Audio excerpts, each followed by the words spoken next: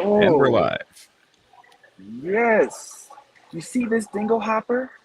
I have 20, but still there's so much more.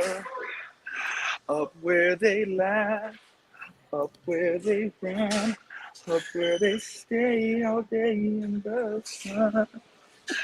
Wandering free, wish I could be part of that world. Wish that this world wasn't so racist. Wish that they would mind my beautiful black faces. Wandering free. All right, I had enough. What's going on? It is the Nice New job, Bird guys. Order. We here every single Saturday, as you know. What's going on, y'all? And we definitely got a lot to talk about, man, because they trying to drag my Little Mermaid. Hallelujah. You know what I'm saying? And we ain't finna have all that. We'll talk about it, man, and we going to talk about all the other stuff we got going on today. This has been quite the plentiful week, as a matter of fact. Here's a few things that we will discuss. As you all know, the Little Mermaid trailer is making all kind of headways, and everybody isn't necessarily so happy about it. And we'll discuss. The Woman King was just released yesterday, or maybe Thursday, and it is making its headways. True story, the true story of Wakanda. Let's talk about it. Yo, believe it or not, The Mandalorian season 3 is upon us and will be released, I believe, pretty soon. Not like in the next couple of months, but soon enough. So stay tuned. We're gonna go ahead and go over that. There is a new trailer, and we're gonna review that here in a little bit. And also, our usual shows. She-Hulk was defended by a strong black queen. And we look like we may have another strong something coming into the fold pretty soon, and got some drip as well. The Game of Thrones episode was quite fascinating. Hey, Yaz, what's worse than having ants in your pants?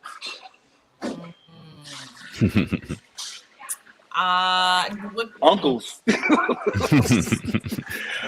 talk about that. I was just saying, what pretense are we talking about? Because you know what it is, man.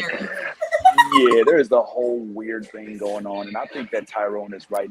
George R. Martin definitely has an affinity with what we like to call incest, but I think he just calls it dating. We'll talk about that. And of course, as always, we will go over our fantasy battle between the Rings of Power and the House of Dragon. But of course, we've got with us today our cast, panel, and esteemed group of melanated folks. Starting off real quick with the homie Tyrone. What up, Tyrone? What's going on? Tyrone in the building. We got Nolly is here, the ET, our lit major. We've got Yasmin, the queen, as always. We've got Bad Ty Bricks with his hair fresh off the block. Hallelujah. Let's do it, homeboy. And half of his house is on display as well. And me, man, Chocolate Boy Wonder Blurred, man himself. We're here to talk about this blurred stuff, man. And what are we waiting for? Let's go ahead and get into it. Who is that extra person on the screen? Get away from me. All right. Let's go ahead and do this, man. It is the New Blurred Order. Yvette, tell them what it do. Hey, guys, I love the New Blurred Order. You should, too. Whoa.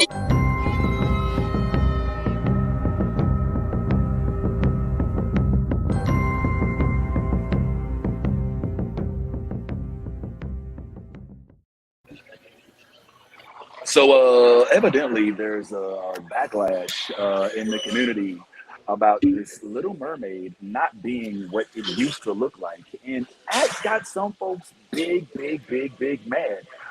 It's a shame because mermaids aren't real. They don't exist, all right? So for those of y'all out there really big mad, it's really interesting that the fact that there's an underwater creature that speaks and has a collection of silverware is easy to believe, but the fact that she has melanin in her skin, for some strange reason, is too much to grasp. Oh my God, my childhood, what am I gonna do? Well, hey man, these things happen, and I ain't playing. And this is what's got them big mad, y'all. I mean, let me know, and please sound off in the comments. What's up with everybody in the comments? Let us know how you feel about this. And listen, all feelings and opinions are welcome. But this is what got them big mad at first. Let's see if we can look at this and discuss on the other end. but Disney about to shut us down. Well, not if it's a no. They said Okay, cool. Just we showed this already, actually.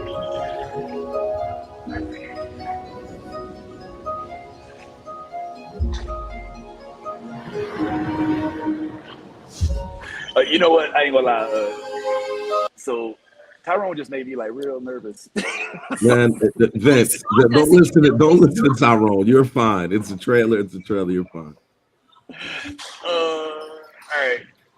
It's just like I don't know. I don't mind being wrong. If we could go right through that thing, and I'll be like, "Yay, we did it!" But if you're right, then we got to He's start not, the whole though. show over. He's not, man. When am I ever right? He's not right. What do you look? I don't know if I want to risk it. All right, let's just wait. Spoiler See alert! the trailer. There's a black mermaid in the trailer.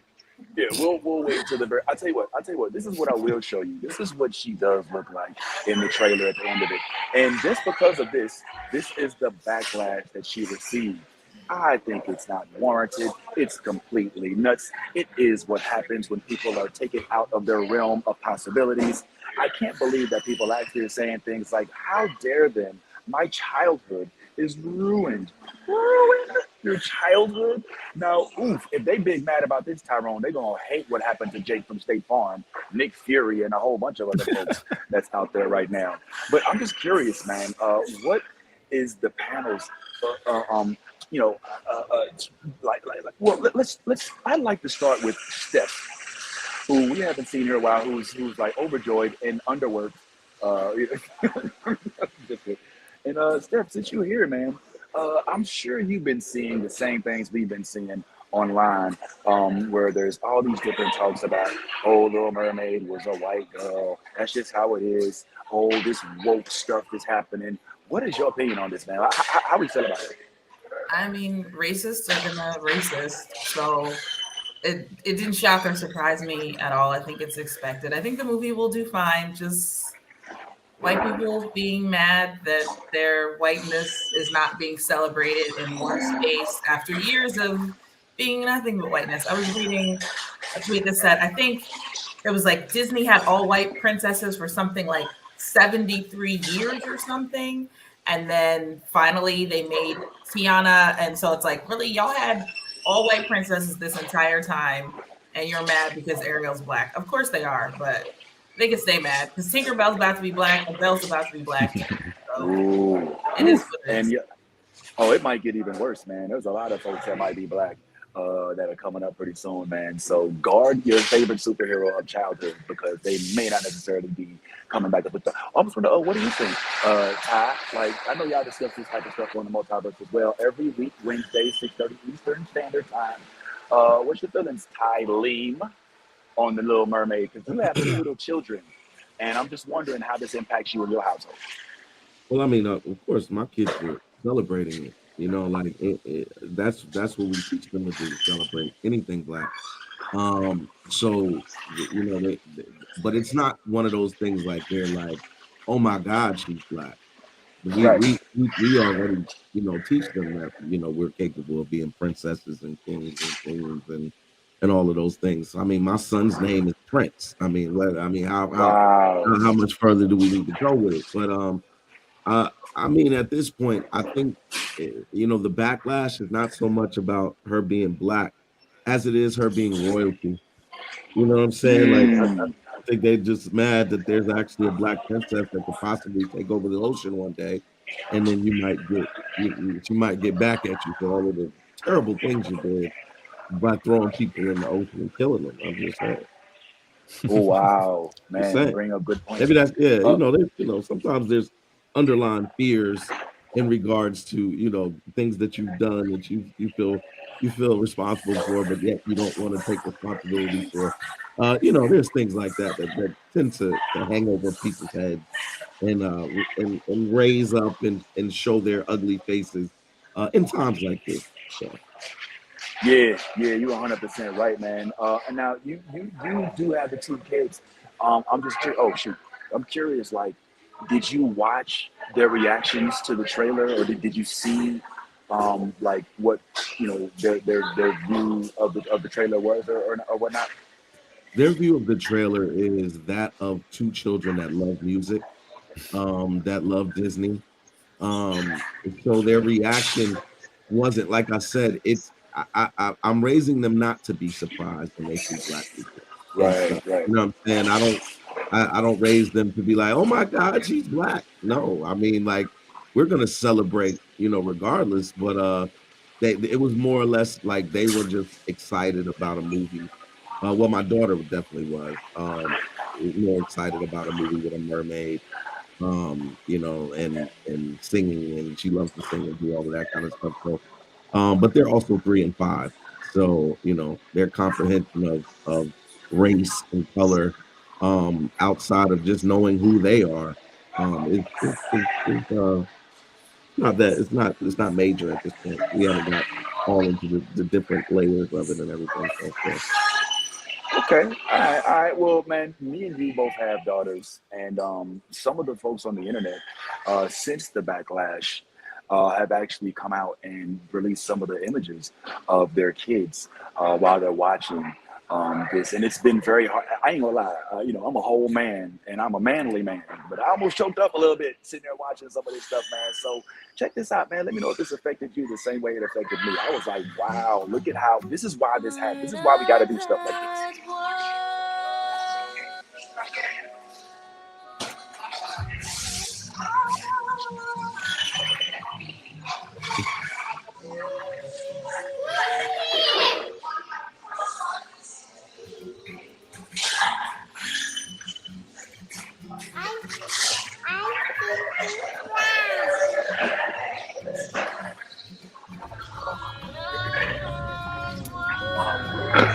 Does she look like you?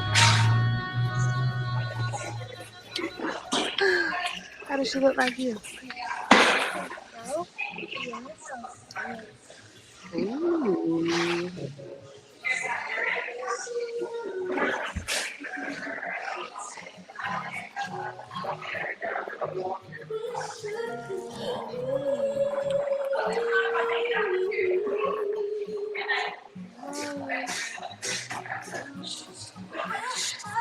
She's like me. She's like me. I know, right?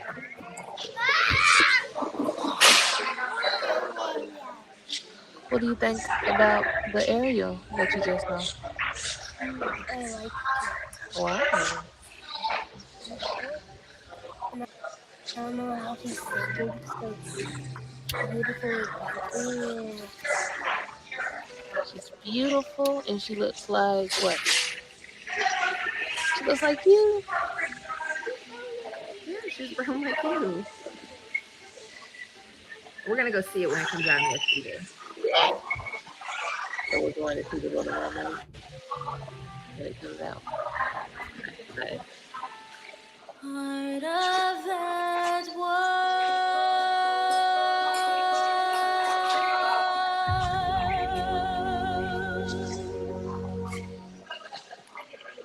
When you see stuff like that and how it impacts the youth, how it puts a kid in a completely different mindset. You know what I'm saying? Because you got to remember, man, a lot of us grew up having to look up to characters that didn't look like us. You know what I'm saying? That's just the way we. Oh, is that me? Is that me making noise? Oh, my bad. We just didn't have it. We accepted it. That was just the way it was. We had the Supermans and the Spider-Mans who, hey, I'm guilty, but look what they did. You know what I'm saying? So it's so refreshing to see that these youth have something to look forward to. And you know the funny part about it is, young white kids, the little white kids, they don't really care about it that much. You know what I'm saying? Do you want to know one of my most memorable moments of the last few years at Comic Cons and Mega Cons? Is seeing little white boys dressed up as Miles Morales. Little white boys dressed up as T'Challa. You know what I'm saying? Like, just watching that happen, Tyrone, is this weird thing that you don't even realize is necessary. And I want to just talk about the fact that Disney knew this was going to happen, right? Disney ain't stupid. They knew this was going to happen. They was not completely ignorant of the fact that this would get this type of lash. But I think that they bet on black in this instance, and I think that it's going to pay off. What's your thoughts, Tyrone? Yeah, and I would even go so far as to say they bet on just being right.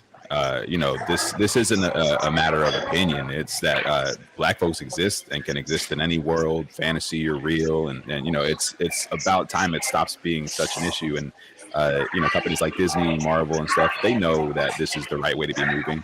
Now, granted, it is profitable. You know, there will be, because you know we show up. You know what I mean? Black Panther told us that. You know, this movie is going to tell us that we show up, so they know what's good there. But you know, I part of me kind of even likes this a little bit, because I like for people to tell on themselves. And every time this backlash stuff starts swinging back around, everybody starts telling themselves, as people just raise their hands, standing up, like, I'm racist, look at me. Like, it's always fun to see it happen in a way. It's sad, but it's fun. And I don't know, we get to just sit back and enjoy it.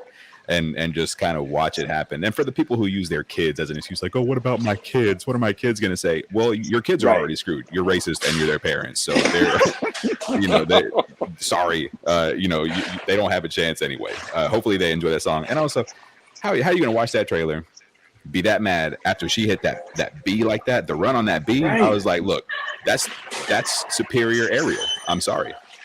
It's just facts. Wow, yo, man. So Nolly, you have kids too, man. What your kids, if they've even been made aware of this, any word back? Have you told them about it? Are they aware? Do they care? You know what I'm saying? My son doesn't care, but my daughter is like, she's like, it's about time. I'm just like, okay, calm down. And she's like, yeah, I don't understand why people are making such a big deal. And I was like, okay, Snooty, I see you. We going, right? And she's like, duh. You know, it's about time. All these people turning on themselves, whatever. She's a work of fiction. All these think pieces about how she's under the ocean. How could she be brown? My good sir, if you don't go outside and touch some grass and put on some deodorant, like, it's not that serious. It's not.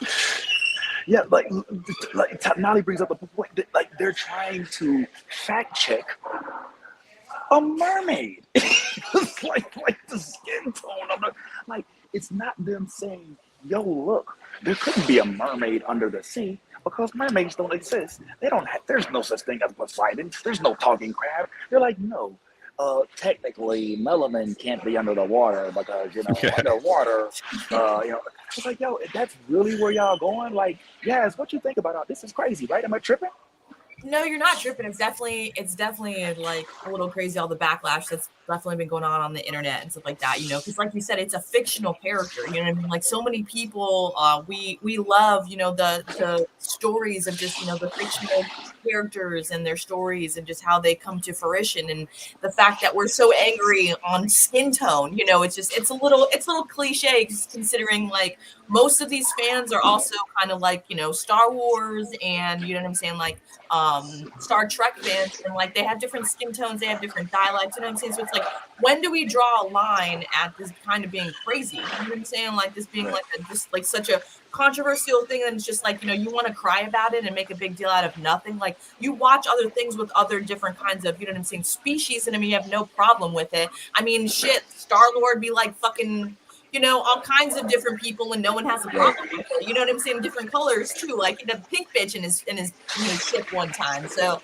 it's just, I don't know, it's just kind of this cliche, I guess. You know, each his own, I guess you could say. You know what I mean? It's just kind of ridiculous, I guess. Do y'all, Stephanie, do you think that the movie will be successful, despite folks basically trying to protest? You know, I mean, one of the first things that this little video says, which I think is probably going to be the case for some folks, because they're calling this woke Lil Mermaid. They're trying to put this under the guise of being a member of the new diversity casting clique, where they're trying to diversify unnecessarily the overall whiteness hit that we've had historically. But yeah, man, folks, the first thing they saying is, look, not gonna get my money. You know what I'm saying? You think it's still gonna make money and stuff? You think that this is Disney betting on people saying, look, I know we ain't gonna see it, but the folks who are happy about it will drown out Yeah, what are your thoughts? Oh, I'm positive that it'll do just fine. I mean, these are the same people who boycotted Black Panther, and we saw how that went. Black people will come out for this film.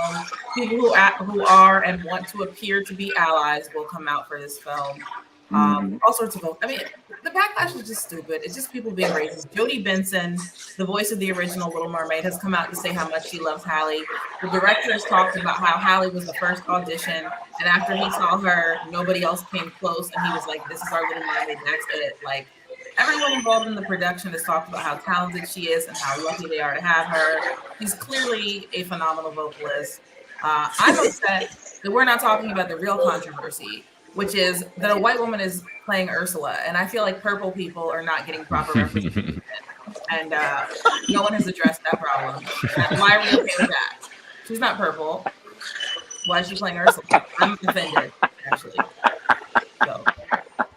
Well, check this out. I'm glad you offended, man. But hey, for those of y'all upset about Lil Mermaid, I want y'all to go ahead and get used to it, man, because unfortunately, this is going to be the new wave, and this is folks trying to correct history, because there shouldn't have been a long history of all these presidents and all these princesses looking the way that they did. And if you don't get this, if you don't get the shit together, you might have a He-Man that might come out black. By the way, Mr. Hellspawn cosplay, this man right here will be appearing on our show. There is an announcement. Mr. Hellspawn cosplay will be on our show October 15th, and we will be talking about all of this good stuff. And he is a huge geek too, bro. And I mean like huge like us, but also huge like, you know, like Hulk.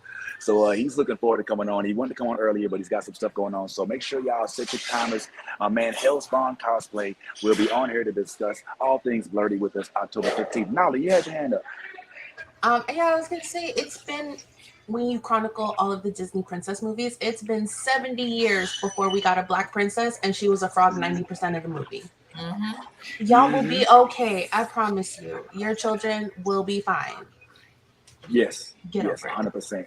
Yes, Tyrone. Yeah, I just want to. Stephanie has a great point. Like, there are other things to be mad about in that movie. For example, you had a picture up there that I think showed Flounder for a minute, looking just like a regular ass fish. What is, like, that's garbage. Like, that's the stuff we need to be mad about. Like, I'm waiting. I'm saving all my outrage for when they show Sebastian. I know I already brought it up, but when they show Sebastian and he looks like a regular crab, I'm taking to the streets. I'm burning it all down. I'm not having some ugly ass, regular ass out of the supermarket crab. He's like, I don't want no real shit. I want that CGI fucking flounder and that CGI fucking lobster. Don't give me no real ass seahorse. I'll go watch Planet Earth if I want to see that shit. I'm not trying to, I'm not trying to see Lil Mermaid. Yeah. Well, with that, but you know that's what they're gonna do, bro. We've already seen The Lion King. We've already seen, you know, what they've tried to do. This isn't Madagascar. This is a real life, you know, action type thing. So I don't know if that's going to be something that we end up. But I would be not my Sebastian. I think now let me just take a couple minutes to gaslight y'all, all right, and try to play devil's advocate if I even can. All right. What if this isn't as much about the race as it is about not being able to see something that you identify with as identifiable anymore? You know, man, I can't. That's what happens when you try to attach logic. Yeah, you can't attach logic to these arguments because there is none. It's all racism. Like, it's that thing where, like, the Scooby-Doo thing where they snatch off the mask and it's like, oh, it was racism the whole time. That's what it is every time. Ty, what's up, Ty? What I hope comes out of these discussions and you know, this you know, backlash and everything that is coming surrounding the Little Mermaid is that Black people start realizing that when we start getting stuff, like whether it's a Little Mermaid or a Woman King or Black Panther or whatever, anything that is a representation of us, we have to have a level of consistency when it comes to the level of support that we show these shows and these movies and these series and everything that is represented by Black people. Because by doing so, we actually opened the door for more of these possibilities to happen. When we showed up and showed out for Black Panther, it put Hollywood on alert that Black people spend money too. And Mm, as long as they are aware that Black people spend money too, they will continue to make these films mm, that are reprised and and recasted with Black roles because they want to continue to get our money. I'm not mm, so much caught up on what the why as to what the how we continue to make it happen. You know what I'm saying? And mm, that's I think that's important because we're still in the phase of picking and choosing our battles as Black folks. Right now, we're up in arms whenever something that we do is attacked. But just when it comes to just genuine support and just having support for Black films and stuff like that, the Woman King came out this week, and there's a lot of when I talk to a lot of my Black friends, a lot of them didn't even know that there was a movie called The Woman King out. And that to me said spoke volumes about where we're at as a culture when it comes to supporting our Black films. I don't want to just see us get up in arms when they attack us. Be up in arms, just period. Whenever we have something to celebrate, let's celebrate it. And I think that's something that I hope is brought to the forefront in regards to this and moving forward. yeah, yeah. Because what happens? And by the way, guys, I don't know if I told y'all this yet, but I am to celebrate racism. I am inside of the Starbucks. So hopefully nothing happens here today, and I don't get kicked out. And it goes right along with the theme of the show. What's up, Steph? I just wanted to respond to this idea that Disney is being woke, which every racist and their mom is saying. Disney is not being woke. Disney is being equitable.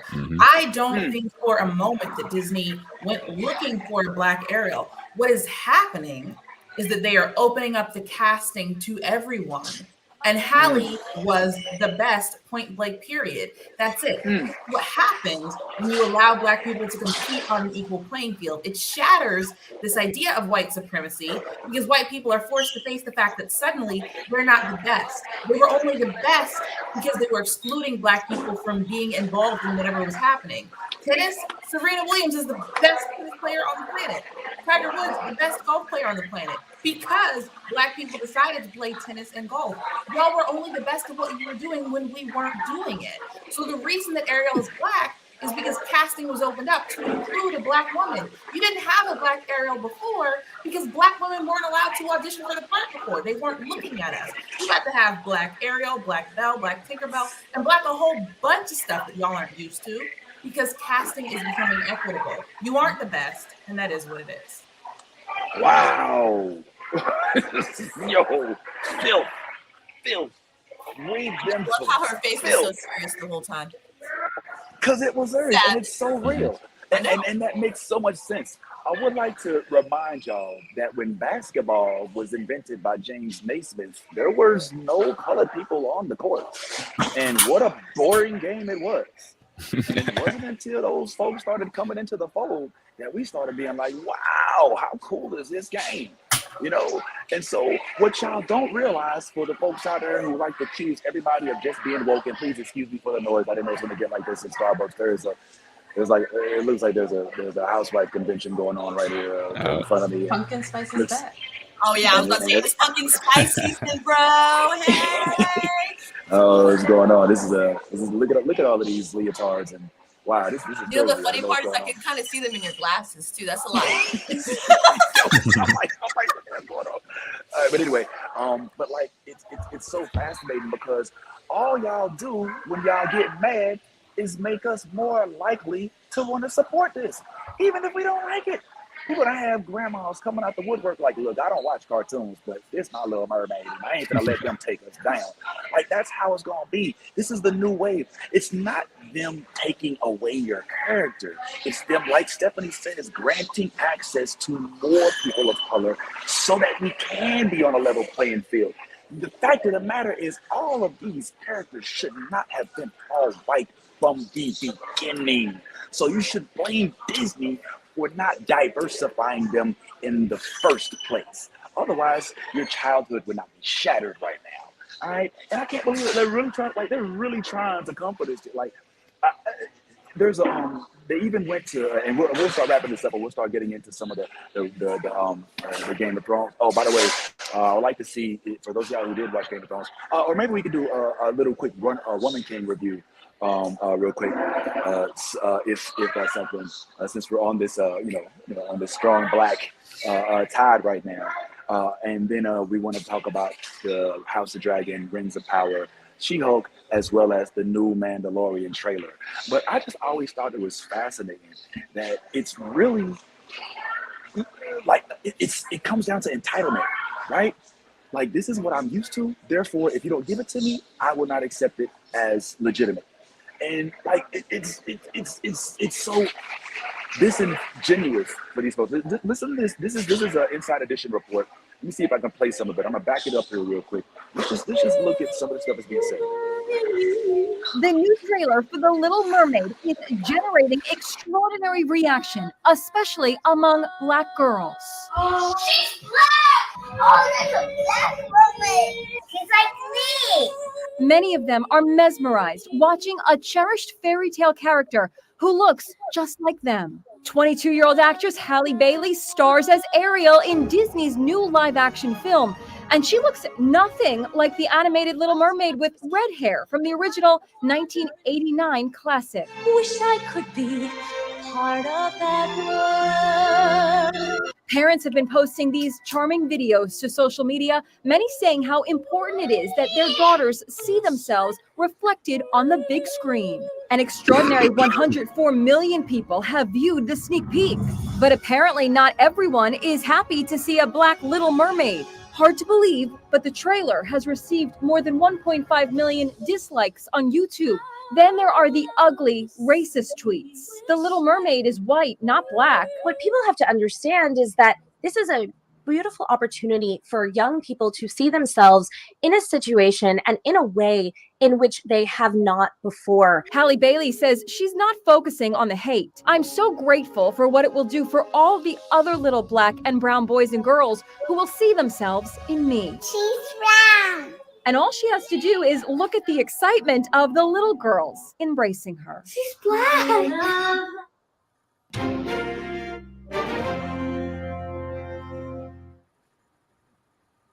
You're muted. What's up, Ty? I wonder because I haven't seen any other trailers outside of this one, but I'm curious, and it's definitely going to be telling if this happens. But what color is her love interest? Well, unfortunately, he still looks like this guy. He looks like a. But I wouldn't be mad if they went ahead and did him with old boy at the bottom. I can't believe you put Ellen Page in there. I mean, yeah. Yeah, that's Elliot. Elliot. Sorry, I forgot he changed it to Elliot. My bad. No, it's all good. It's all good. But yeah, unfortunately, Ty, it doesn't cross all streams, so to speak, in this. But it's just Ariel, and maybe her. I don't even think that her sisters. I think she might be the. I'm curious, not even about the love interest, about Poseidon. I want to see what her daddy looked like. You know, right. I mean, that sounded real. Triton is white. The sisters are multicultural. Sebastian is played by a black man, David Diggs, who was Jefferson in Hamilton. Prince Eric is definitively white. Oh, and here's another fun controversy no one's talking about. I think is it Scully, the seagull, whatever the louder seagull is Aquafina, which at first I was like, oh God. And then someone pointed out, though, that character is known for making declarations about cultures they know nothing about. And I was like, okay. Oh, that's perfect. That's so funny. Oh my Not God. typecasting. Yeah. I'll take it. No, it's crazy. So let me ask y'all this, man. What do you think? And let me throw this to Nolly. Nolly, do you think that the backlash would have been so fierce if she was a light-skinned Puerto Rican? If she was like, let's say, Ariana Grande, with red hair? Okay, so it's. Why do you think that is? It's this little thing. I don't know if y'all have heard of it, but there's this theory. It's called racism, And apparently it's been around for a while. Wild. And yeah, because if she was hella light skin, trust. If she looked like me with locks, they would be like, oh, I mean her hair's different, but like I'm interested. It's because she blackity black, and that's it. And because she sang it like no white person with an ounce of flavor could. That's it. Yeah, man, and it's just what it is. Now, I want to address something that Minnie said a little earlier. Minnie, the honorary sultan of the comment section, he said something very insulting, and he called Sebastian's half-assed Jamaican accent. Bro, you know Sebastian was played by like a full-blown Jamaican. like he even in his interviews sound like this, you know. And I want to say, you know, they make up him lip like this, you know. And I remember watching them being like, yo, that man is real. I'm gonna tell him what you said, boy. He's gonna be on the podcast next week, so we'll talk about it. That was I forgot. I think Minnie is just mad because he wanted you to be Sebastian Vince. I mean, you even got you're rocking the all red right now. We know you're going for that Sebastian casting, and we haven't seen Sebastian, so we might be breaking news on New Blurred Order sometime soon that our very own Vince is going to be doing his Jamaican, which also happens to encompass a lot of other cultures, sometimes Irish, sometimes Asian cultures, depending on how Oh my God. how excited he is. What's up, Ty? All right, so now I remember. So this is the thing, right? I think Disney knows exactly what it's doing. And I wouldn't be surprised if they're the ones that started this controversy. I mean, they kind of did, but I'm just saying it like they see that we react. We're a very reactive culture. You know, we react to things immediately and with outrage and with force and aggression and passion. That's what we do. And but I think, you know, to answer the question of I think people are getting so upset because, I mean, obviously racism is a key component, but also because there's just a lack of creativity. Like, there's really no reason that we have to go and remake a Little Mermaid to give a Black girl an opportunity to be a mermaid. We can create our own storyline of a Black mermaid and call it whatever we want to call it, and dub it whatever. We could have Ryan Coogler direct it and have an all-Black cast. These are opportunities that are continuing to get missed because there is a lack of creativity in Hollywood. People want to take old stuff and remake it instead of just taking new ideas and formulating your own new ideas. I'm honestly tired of seeing these roles be recast. When I never really cared for the original versions. You know, like, I understand that these are classics, but again, let's have some creativity in Hollywood. Let's get some of these directors and these producers and writers to write some new storylines that our children can have for their era. Like we had our stuff for our era, let them have their own. And I'm just really I just think it's lazy to continue to keep recasting these roles rather than just create some new material. You're muted. You're muted. Hey, sorry, I'm still up here at the Housewife Convention. We've discussed in the past the fact that I feel like Disney is going through like a teen phase where they feel like they have to update all of their older movies, you know what I'm saying? Because like a lot of these movies are just like on those big VHS discs now. Like they just put them on Disney Plus, and they're still like from the 80s and like, you know, so they're like, all right, well, let's redo them. I'm not a fan of the remakes. I'm gonna keep it real. I didn't like any of them. Like I don't like the Beauty and the Beast. I haven't liked the Aladdin. I'd give Aladdin a little bit more. The pre-slap Will Smith. It wasn't the worst, but Aladdin the cartoon is second to none. Excuse me. The Lion King movie was trash. I'm sorry, Beyonce. It was trash, and I hate to say that because it's an African movie, but it was terrible. There was the lack of color, the lack of bedazzle. It just there's something off about it. So I feel like they have to get this out of the system, so to speak. And while they're doing it, we're going to be we're going to have to, you know, see what they use as casting measurements. And I don't know what's going to be next, but let's talk about another controversy that's out there, and that's that Disney can't seem to just cast a regular black princess without them having to be an animal. like either the if you get a Disney princess, first thing you say is, okay, well, Princess and the Frog. Well, what exactly happens in that movie? She turns into a frog. Cinderella doesn't turn into no mouse. Snow White doesn't turn into a bird. You know what I'm saying? Like, now we got Lil Mermaid, and you're like, oh yeah, that's dope. But she's a fish. she's a fish. And so, like, I understand that there's a black Disney princess that's coming to the forefront. I forget her name. It starts with an A. If anybody wants to Google it, you know, just Google Disney's new black princess. I forget what it is. But that's supposed to be coming into the fold. But do we want a black Disney princess? Is this something that we're yearning for? Is it really a big deal? I mean, we got our own real kings, queens, and princesses.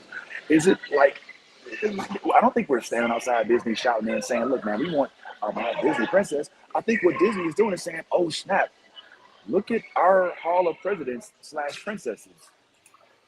Maybe going into this next century, we should update based on what the world actually looks like, a lot of these characters. Because keep in mind, you watch every single and right now, just anybody on this panel, comments, everybody, name me the black guy in that Disney movie. The Disney cartoon.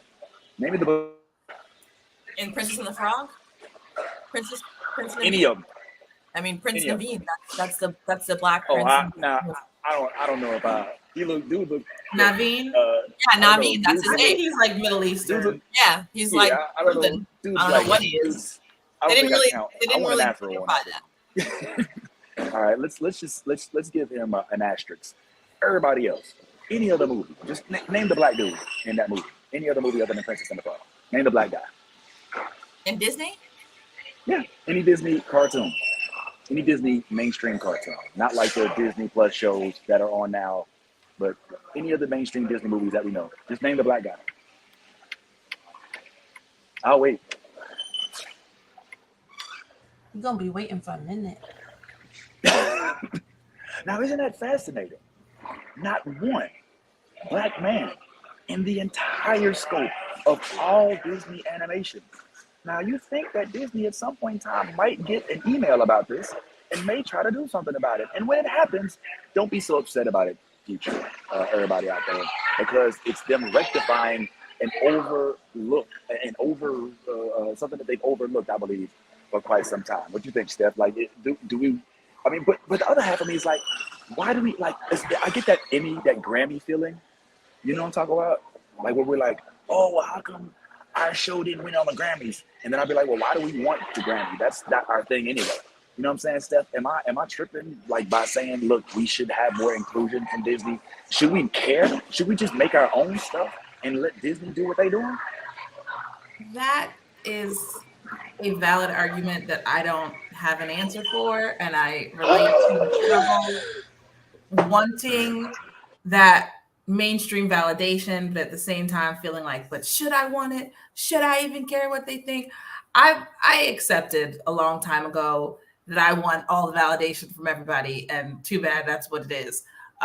So I do think, yeah, that it is reasonable to feel like you want to see Black folks represented in Disney. I mean, it's a fun world. I got a friggin' Disney whatever annual pass. I go, I enjoy the stuff. I'm not obsessed, but I think it's fun.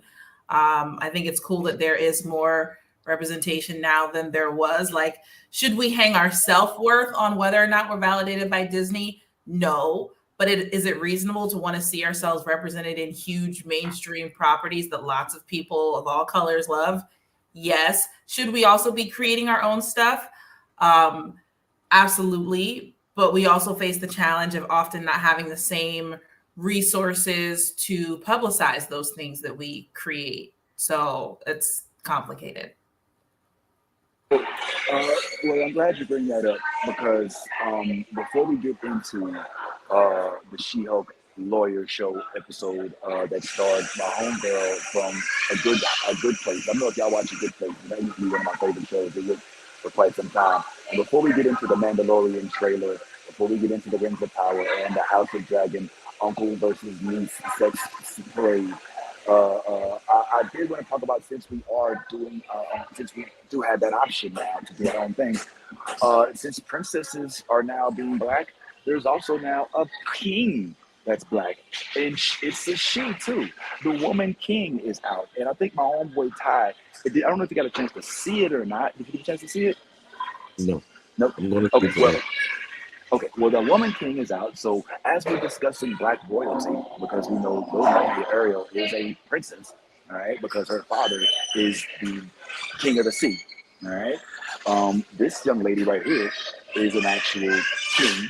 I haven't seen the movie. I don't know the story. I'm looking forward to it. And I'm just wondering, like, Ty was really geeked up about this movie. And he got me excited about it too. Ty, what was it that made you so excited about this movie, bro? An all black cast. The same thing that'll always get me excited. Anytime I see an all black cast. I always typically gravitate to movies that have an all black cast and then just wait to see if it's a well written movie. I don't ever go into it like just because it's a all black cast, I'm just gonna love it off the top. Nah, I still put the pressure on the writers to do a good job of writing. But as soon as I saw this trailer, right? This is something that you and I have talked about ever since we watched Lovecraft Country and saw the episode where Hippolyta starts traveling through time loops, and she winds up going to a loop where she becomes like a warrior, and she goes through training and everything like that. We watched that. I remember watching that episode and us having a conversation about it and just being like, yo, that was fire. Oh my gosh, yo, everything like that. Well, this is what we got. Like, this is kind of like an extension of what we saw in Lovecraft Country on screen with Woman King. Now a friend of ours, Tyrone and mine, Matt, he actually saw it, and his description of it was that it is a modern day Gladiator. So if you've ever seen the Gladiator movie, that should give you some level of excitement, because Gladiator did have some really good action sequences, and things like that. And this has been billed as that action movie. And just another heads up for those who don't know, the reviews are in on this movie, and I think IMDb gave it a 10 out of 10, which is rare, very rare. And then on Rotten Tomatoes, it's up in the 90 percentile. It's getting rave reviews so far, including Matt. Like I said, our friend Matt, he said that it was really good movie. So, if you have not yet seen it, I would implore anyone black to go and support this. At least go check it out. If you don't want to post anything about it, that's all about it. That's all on you. But anytime we have an all black cast, Viola Davis is renowned in the black community as one of the best actresses of our time. And any opportunity you have to continue to see us thrive on screen and support, take those opportunities to do so. Don't just have this energy for these fantastical things, these things that don't ever, that aren't even real. Let's support our black women and men who are out here working hard to give us entertainment. Yeah, man. One of the things that you got me interested, that made me interested in this, that you mentioned, is that this is not a fictional tale. This is a true story. Like, it's based on true events. It's based on true events. The story itself is not necessarily true. Okay, Viola Davis didn't really, like, her character is not a real character. They take some liberties. Yeah. All right, I'm with it. I'm with it. It's all good. I mean, it ain't like, you know what I'm saying, Uhtred, son of Uhtred, it really exists. You know what I'm saying? It's not You like, won't like the oh, true story, Vince. I won't. Oh no. No, you won't. Okay, please enlighten me, sir.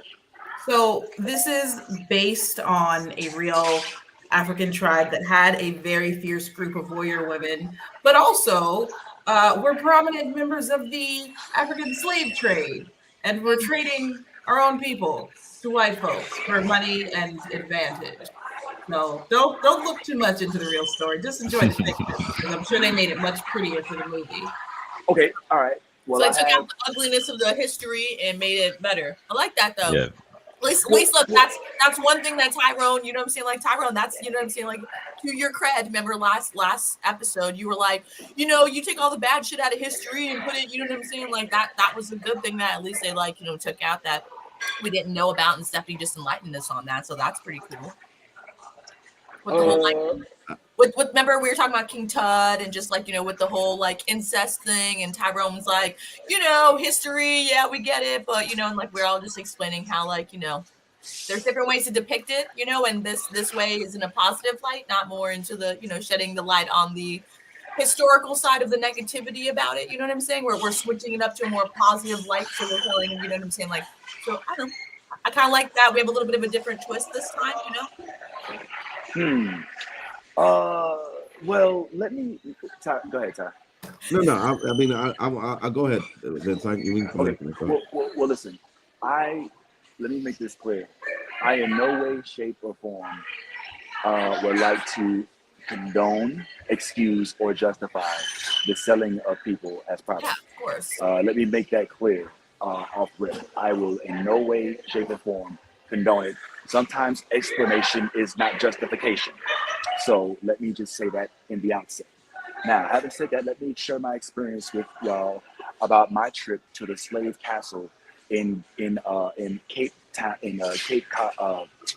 Coast, Africa, in South Ghana, where I learned about the atrocities of the slave trade firsthand in a facility where they actually did sell, and there's still the stink, there's still the sweat, there's still the traces of feces that they had to live in, urine that they had to they had to pee on the floor, and the same dungeons that they had food thrown down, where they had to fight over it because it was so much, because it's 200 people in a 10-foot square room, and all these atrocities happening.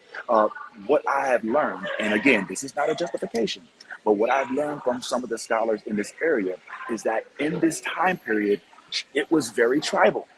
It was also tribal. Amidst the time that transatlantic slave trade was happening, there were still other dynasties that were battling for land. And if you conquered land, you didn't kill your enemy, you kept them prisoner, or you put them into bondage, or you had them work as servants because you couldn't trust them to overthrow your government. While some of these folks were unruly and just would not get along with the new change of the tide, these people were up for sale when they were heard, when the Europeans approached them. Now, I'm not trying to say that was right. I'm not trying to say that was right.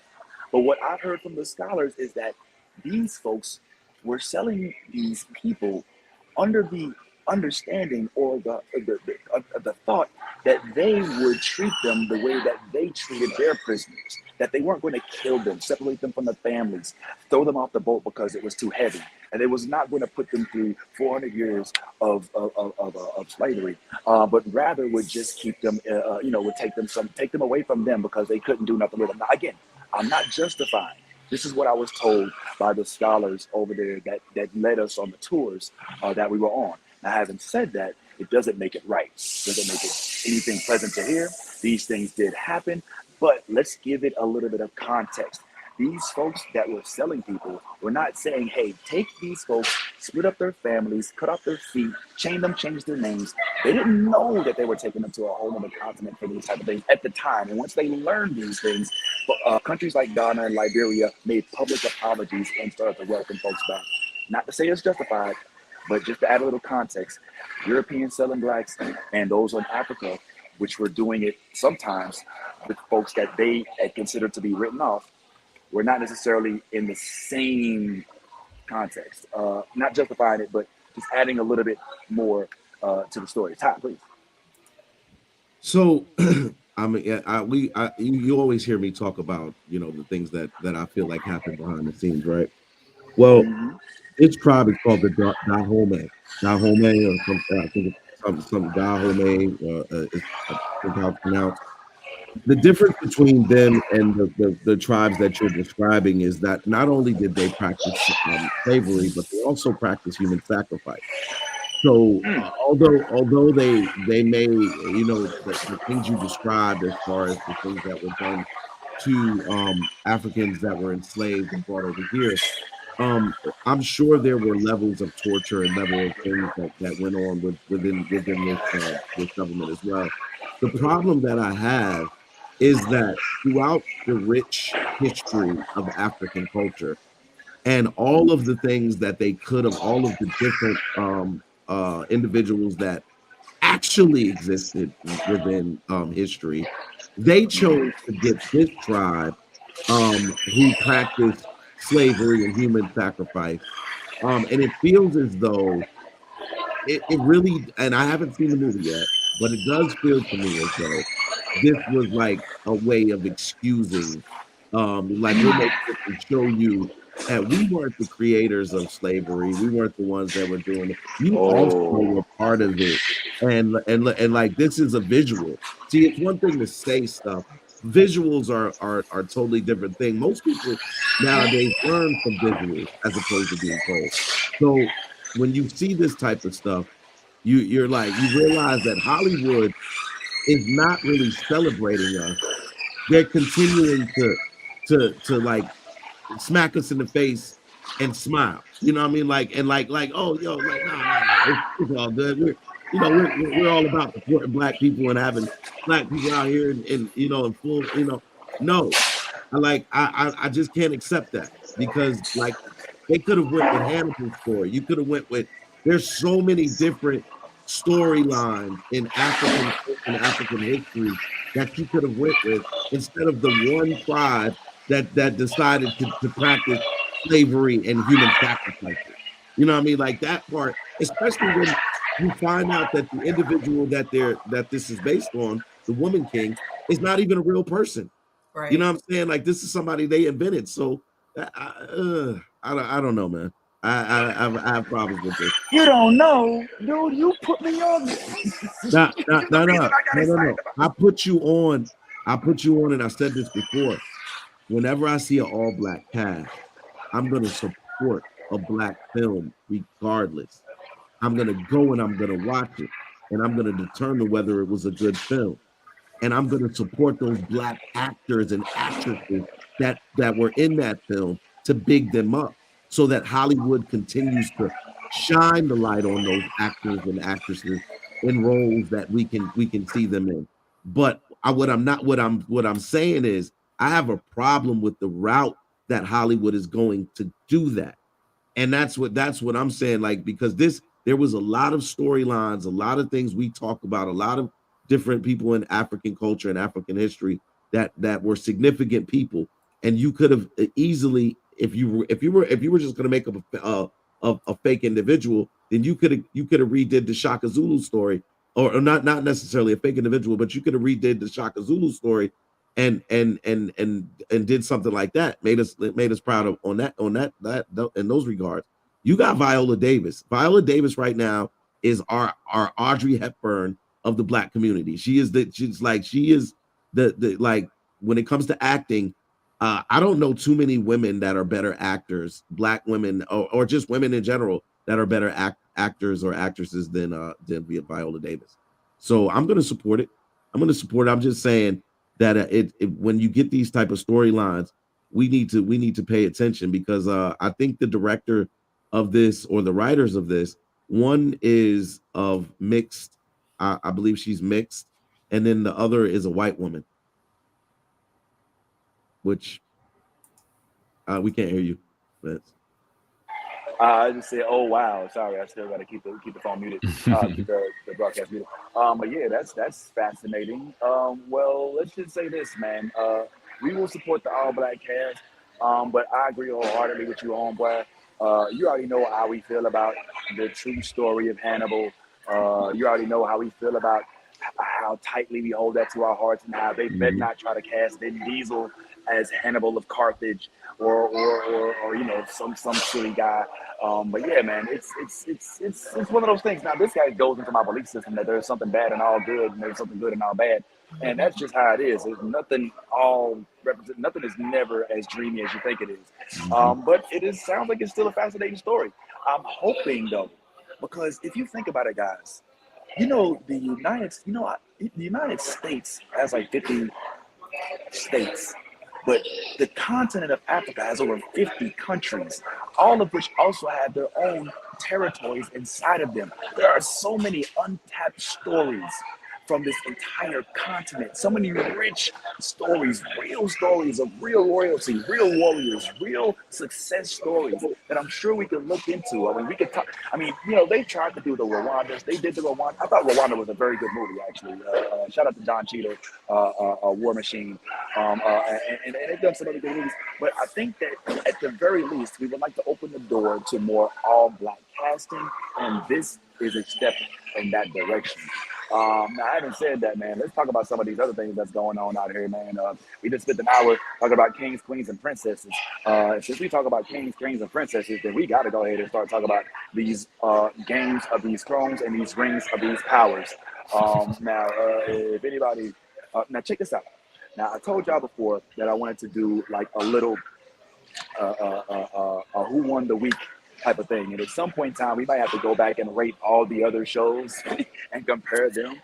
But this week, we did have another episode of the House of Dragon, in which there was some intimacy.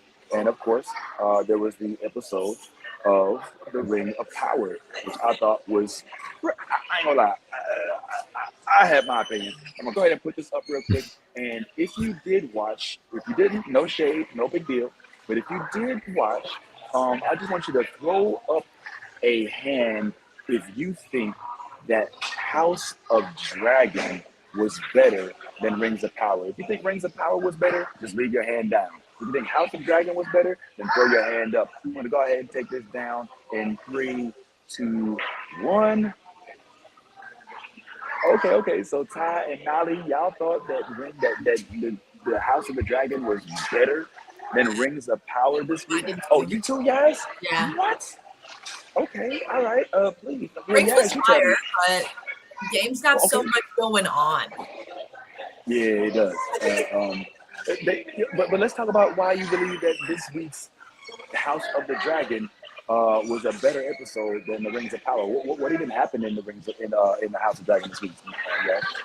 All right, so in the Rings of Power this week, we learned that obviously. No. Let's go with the House of the Dragon first. House of Dragon first. Okay, sorry. In House of Dragon, we learned that Daemon comes back and he is the new king of what was he the new king of again? Some kind of island. The Narrow Sea. The Narrow Sea. That's what it was. They named him the King of the Narrow Sea, and he's come to, you know, basically bend the knee to his king and show that he is not in a defiance against him. That he wants to be, loyal to the throne. So he comes home with his new crown and his new victory after, defeating the fucking crab dude. And that was an interesting story because him and Rhaenyra actually end up sneaking out the castle and going to have some little fun times together. And the evening ended in a brothel with them kind of almost about to get busy. So that was definitely interesting.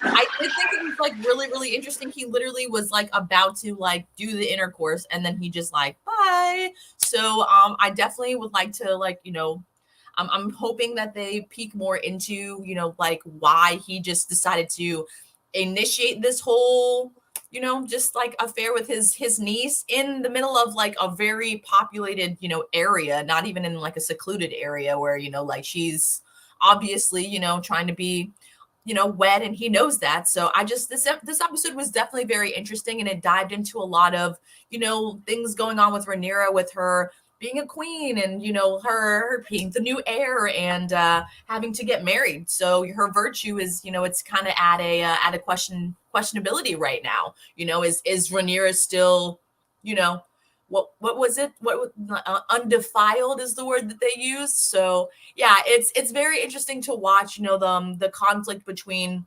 Viserys and Damon's character, and how he's just trying to basically ruin his brother, and he's literally doing it from his heir because he was dethroned. So I know it's very interesting to see those two and go at it. And we found out that Rhaenyra actually gets she gets an offer, and it's to the son of the Valerian son that was has his own dragon. So we're gonna see an interesting marriage or love match, spry out of everything. And I thought it was kind of interesting that her dad also brought her some Plan B tea. That was very interesting too. He was like, I don't want to know anything. I know something happened, but just in case, we're gonna be not pregnant. So drink the tea. And yeah, so I definitely thought that was really interesting. Yeah, send the maester in to handle the dirty work. So yeah. Yeah.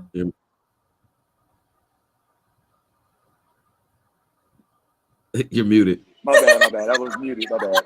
I said too bad. He probably wouldn't be able to get any of that tea in nowadays because it's outlawed now. But that's a whole other story.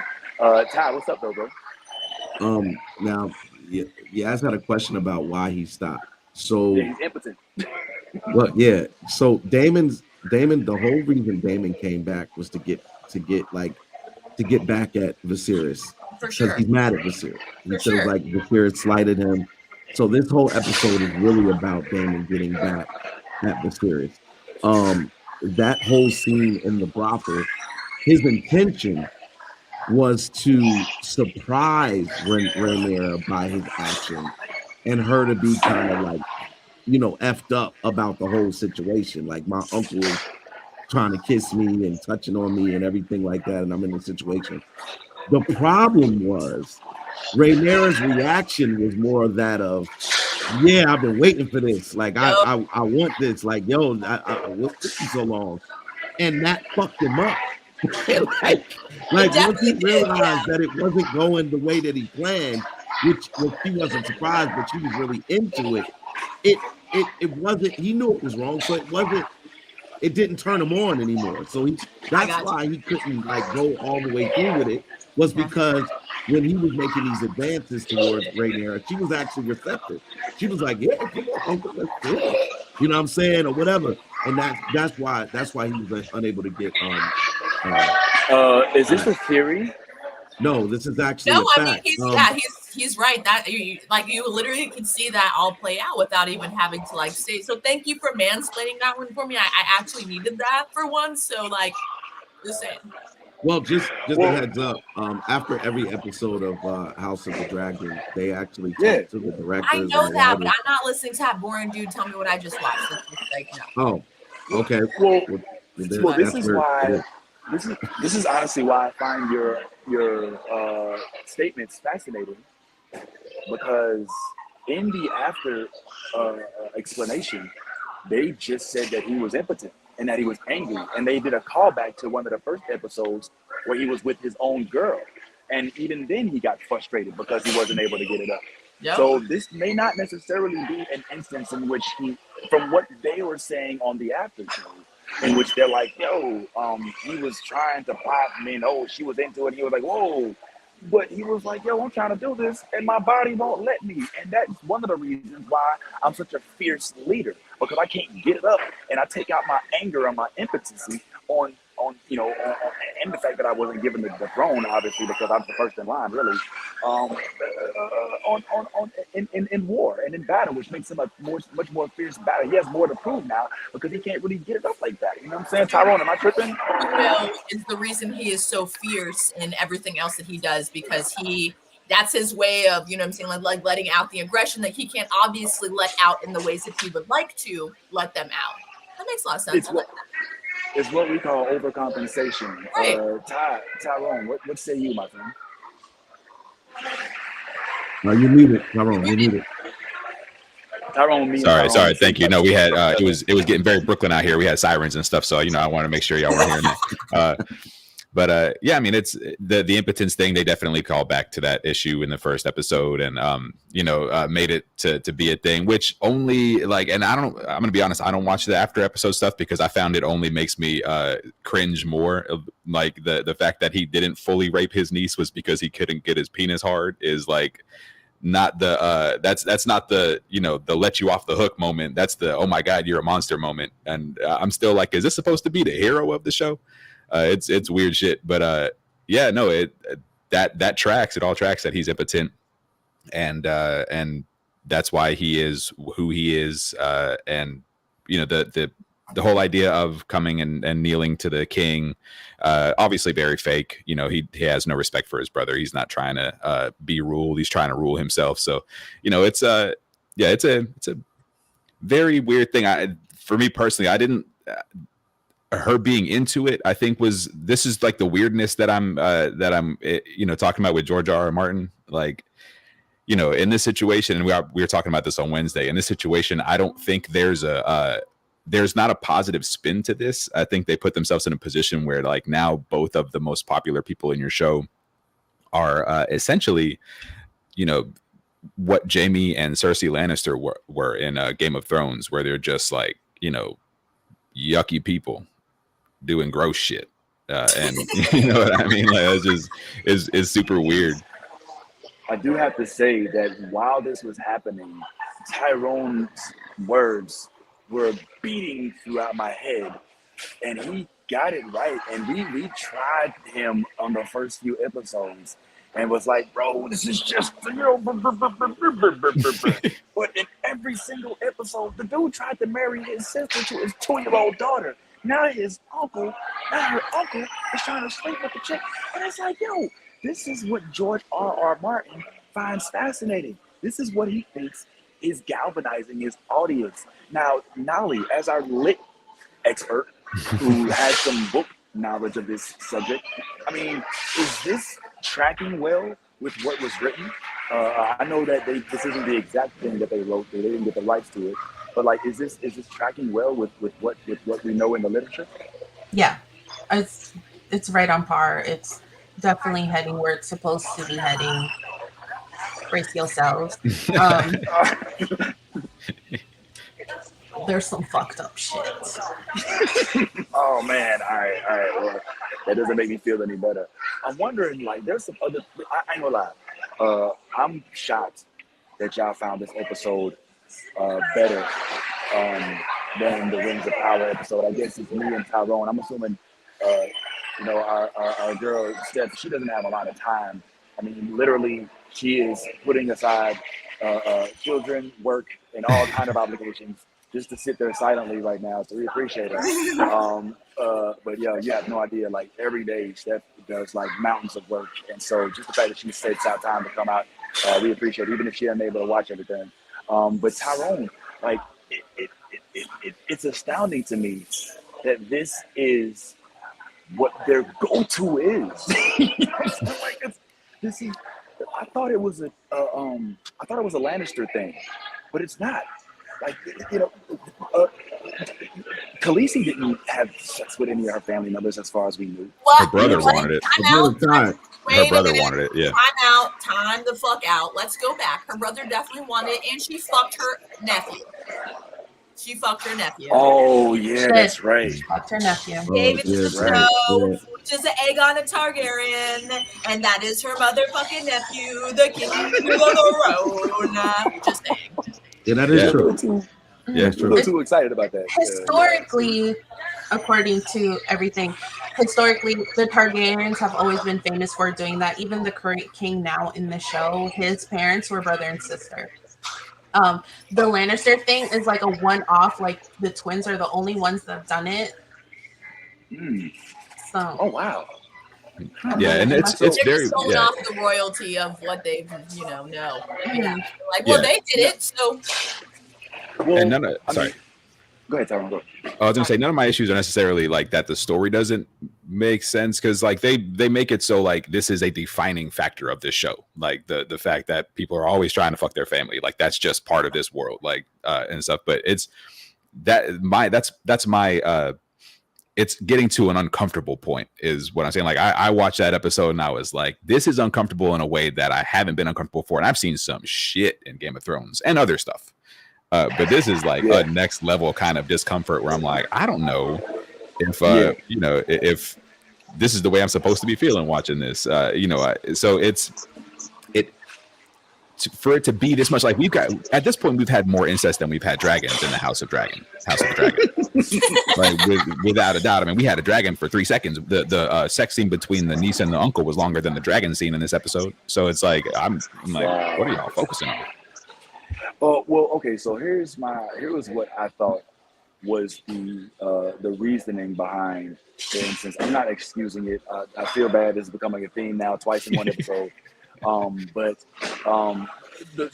originally, I was willing to kind of to give the incest stuff a pass because the name of the show is House of Dragon, and it's a spin-off of a thing called Game of Thrones, which is all circling the throne. It's all about rule and power and monarchies.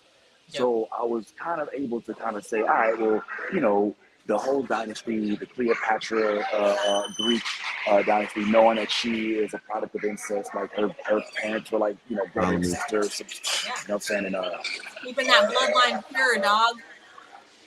Yeah, you know what I'm saying? Like there's not, again, I know this isn't history, Tyrone, we have to go down that path. So I know this isn't based on fact. But historically there have been instances. Right. Well, no, I'm not saying it. Listen, the story of the Targaryens is loosely based on history. It is based upon what you just spoke upon with the Cleopatra, the Ptolemies, the you know, where you have there's incestuous houses that ruled back in time. So this is one of that's just one of the houses, obviously, with Cleopatra and Ptolemy and all that was going on in their house. But there were also other houses throughout history that practiced these methods of incestuous behavior and had dynasties and stuff like that were loosely based on that. We don't have to go too far back in history either. There's an incestuous house that rules England right now. So, you know, we don't have to go too far back in history. But I sorry, go ahead, Vince. I know you were making a point there. Oh no! Please tell us more about the House of England. God bless the Queen. Oh, no, I mean, the Queen Elizabeth was married to her cousin. Like, that's you know, that's real shit. Like, that's how you know, the royal bloodlines and stuff work and stuff. But my thing is like, for me, I'm watching Rings of Power, and I'm looking at all these like amazing like kingdoms and these really fleshed out stories and people and stuff like that, and nobody fucked their cousin or their niece or their brother or anything. And I'm like, wow, this is really interesting and still very royal and cool looking and shit. And like, you know, I don't have to be supremely uncomfortable with like watching weird groomer rapists try to you know, get one over on their uncles or their brothers and shit. Is this? I mean, you keep calling this rape. Is this really rape? Here's I'm very now. Before you answer that, let me be clear. I don't want to sound like that guy. Yeah, no, absolutely. Who's like, oh, is it really rape? You know, or she really wants it. Yeah. You know, I don't want to sound like that guy. I understand the age thing, but just break down your rape. Right, and I do want to let y'all know, I know it's fiction, but like there are certain things that morally and ethically, when I'm watching something, still stands. You know what I mean? Like, we know that if you murder somebody in cold blood, you're a bad guy. You know, if you rape somebody, you're a bad guy. That kind of thing. The reason that this is so clearly to me a situation of like sexual abuse and rape is because he started grooming her when she was 15. You know, there's no consent at that point. Like, you know, you're messing with a child here, you know, getting the little necklace, the little seductive, putting on the necklace and stuff. They use that as a moment to link those two moments. They used it visually to link those moments. So we know he's been working towards this end since she was a teenager. So by the time she's now like, they established now she's 18. So I think that's supposed to let us be okay with it. But that wasn't enough for me because, you know, you've been working on this plan for a while, my dude. Like, you know, so we know comics like Chris D'Elia, and, you know, when we see this shit happen in real life, like, I don't mean that this is gonna get people mad at me, but like when we found out that Drake and Millie Bobby Brown had a weird friendship, everybody was like, that's not cool, that's disgusting, you know, let's not go down this road, because, you know, here's a grown-ass man hanging out with this teenager, you know, in a way that suggests that he's just counting down the days. And we were like, that's disgusting. Yeah, it's called grooming, and it's something that is a real issue. So by the time you get to that point where you're 18 and 19 or whatever, and technically an adult and can make your decisions, like you've already had your mind just basically messed with to the point where this seems like an okay idea. And they didn't frame it in that context in this show, at least not yet. They may go back and look at it as an act of, you know, evil and you know, disgust and stuff like that, and maybe it'll all come together at the end. But right away, I was like, this is weird. All right, it is completely weird, and the same reasons that you were looking at the episode side was the same reason that I was looking at the episode side. It was just uncomfortable, bro. It was just like you're in, like, set aside the sex. Set aside the sex stuff. Just going through the brothel in the first place was weird. You know what I'm saying? Like, it went from being like Aladdin, you know, Jack escaping the palace of Agrabah, to, you know, like turning into a whole like Cousin Sesame, and it just was like weird. You know what I'm saying? Well, Ty had his hand up, and don't forget your thoughts. Yeah, what's up, Ty? Yo, so I have a question. Would it have been any different if Rhaenyra would have been a boy and he was walking her through the brothel? Would it not, like, and I'm not talking about the sex scene. I'm just talking about 18-year-old, because at this time Rhaenyra is about 18, I would assume. Like, this is 3 years from the time that she was around 15. So I'm assuming 7 and 10. Huh? 17. 17, yeah. Okay, well, 17 years old. If this were his nephew and he were taking him into a brothel, because again, we're looking at this through the lens of our reality. We have to also remember that this is a time period, and in this time period, people are currency. They're used as currency. There is a lack of morality in this culture. There are things that have been established that are outside our realm of thinking, because it doesn't necessarily exist in our realm of in our realm of reality. So when you look at these scenarios, because remember, this is a woman director of this episode. I don't know if this is a woman director of the entire series, but I know of this particular episode, there was a woman director.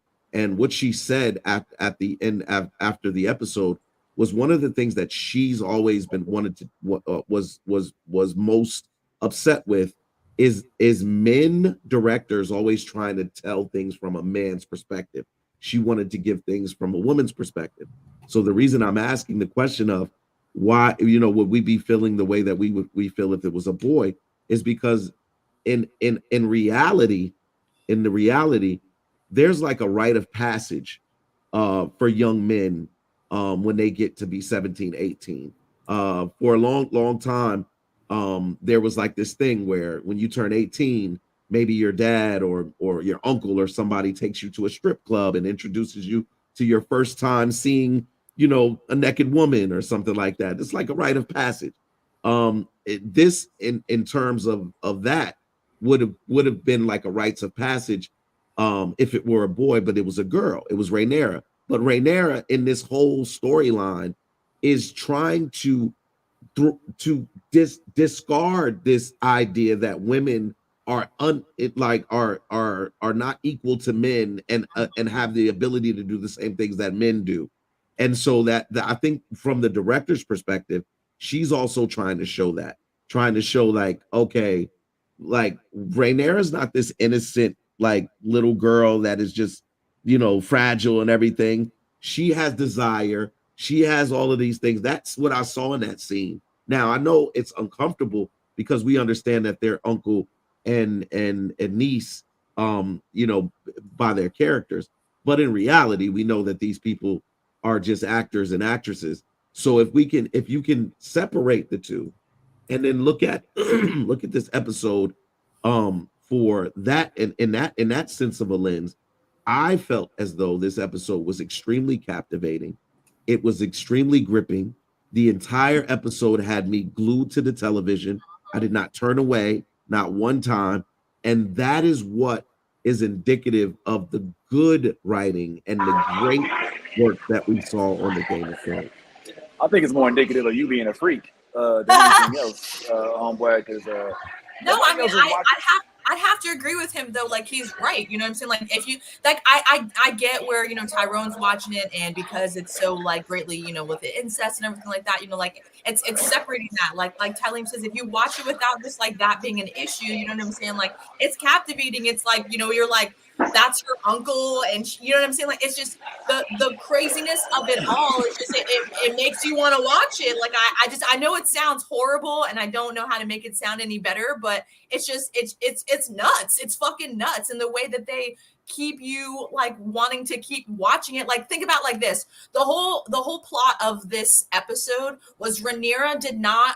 She was telling Alicent she did not want to be some queen that or some just thing that her husband fucks and provides children for, and it's whatever. And then what did we see right after that? The king in the middle of the night went and called for Alicent so he could get his booty in, and she just was just laying there, just like completely unhappy, unsatisfied, just like doing her duty. Mm-hmm. Rhaenyra doesn't want to just be a woman that does her duty. Rhaenyra wants to be what Rhaenyra wants to be. She wants to have love. She wants to have passion. She wants to fly her fucking dragon. She wants to be dirty like the boys. She is like the true Arya of this season. You know what I'm saying? If you really like look at it, she's the rebel of all of her house. You know what I'm saying? Of being a lady and the whole getting married and just being a freaking concubine to just have children. She doesn't want to be a succubus like that. She wants to be the queen. She wants to rule. She wants to do what she wants to do. So him bringing her to this brothel kind of was showing her like sex can be a fun thing. Sex can be a great thing. Sex can be more than just having children. It's a thing that people do just for lust, for love, for connection. Pleasure. For pleasure, you know what I'm saying? Yeah. So her whole insight into him taking her to the brothel, that's why I think he got so like, what the fuck? Because she wasn't like turned off by the fact that everyone was naked and they were smelling all kinds of stuff and people were fucking everywhere and touching and everything. You know what I'm saying? She was aroused by this. And not only was she aroused, but she wanted to join in. And when he did started joining in with her, it wasn't something she was like, no, she was like, let's get it. And when he stopped, she was like, what the fuck? I'm gonna go fuck Christian Cole then. You know what I'm saying? So it's just like, it's very like, you can't help but to watch that shit because you're like, what the fuck? Like, you know what I'm saying? Like he literally was right before the intercourse. And because she was like so ready to give it to him, he's like, nah, I don't want it anymore. I'm out of here. You know what I'm saying? That's like, what the fuck right there? I'm like, I get it. It's her uncle, but that's not what happened. Yes, that's not what happened. And that's not what happened. And please, before you say something, Vince, let me separate what I said from what Matt. Yes, the episode wasn't captivated. I wasn't captivated because of that. There was a lot of shit going on. I'm just saying it's like the underlining things. I'm not explaining it obviously properly right now, but it's like the underlining things, like, you know what I'm saying? It's the tones in like, like that make the whole thing. It's just, I don't know. I know what you're saying, yes, but just to be clear, and this is from the director's mouth. This isn't like speculation. This is the director. I know you don't watch the episodes, but the reason they did not have sex is because he is impotent. And that was the callback to that. And I believe that there's something different going on here. It's not because she was into it and it freaked her out. It's because he couldn't get it up. It's because Granddaddy down south is not up for it. You know what I'm saying? I didn't even understand that. That's what I'm saying. I didn't see any of that. That's really interesting to me. They didn't say he was impotent, by the way, Vince. They didn't say he was impotent. They said they literally said that because of her reaction is why he they did not say that. I suggest you go back and watch No. He said it was impotence. No, that's literally they what didn't. they said. But listen, we'll discuss it after the show. You wrong, but it's fine. They said that his reaction. No. I never said he was impotent. I said because she reacted the way that she reacted, it meant he wasn't able to be aroused. It didn't arouse them. It turned them off. There's a difference between impotency, which means that you cannot get hard at all. He couldn't get it up for his own wife, bro. His own girlfriend in the first episode. Listen, that was the callback. Okay, I hear what you're saying. I'm just saying that the director never said that he was impotent. Yes, That's they did. what I'm. Okay, That's what I'm saying. All right, wager. What is it gonna be? Oh shit! I want to bet. I'll pull it up. While you're doing that, I'll pull it up on the. I want to wager. No. Don't look it up now. I want to wager right now. What will I get from you? I'm gonna put my cash up on the screen. I'm sure. I mean, look, we can wager something. What do you want to wager? Because I'm telling you, you're gonna lose. A jar of stuffed olives. Reaction, and that's why he wasn't able to get around. No. But fine. See, Tyrone. What do you want to bet? What do you want to bet? Tyrone, this is what Hold on, Tyrone. This is what Tylene does. Now watch when he's wrong. He's gonna be like, "But I said that too. I said that too." What do you want to bet, man? All right. I want to bet. All right. So if you haven't seen Woman King yet, right? No. So if I'm right, then I'll reimburse your Woman King ticket. If you're right, I'll get yours. Then you'll reimburse my Woman King ticket. And I I want IMAX. I want VIP.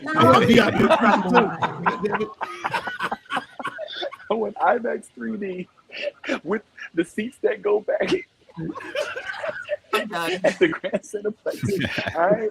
So yeah, I think I'm pretty confident about that because honestly, I'm gonna say the reason why it stuck so hard in my brain is because I was waiting for the explanation as to what it was that happened, and when she said impotence and then gave the callback about how that was also an issue with him.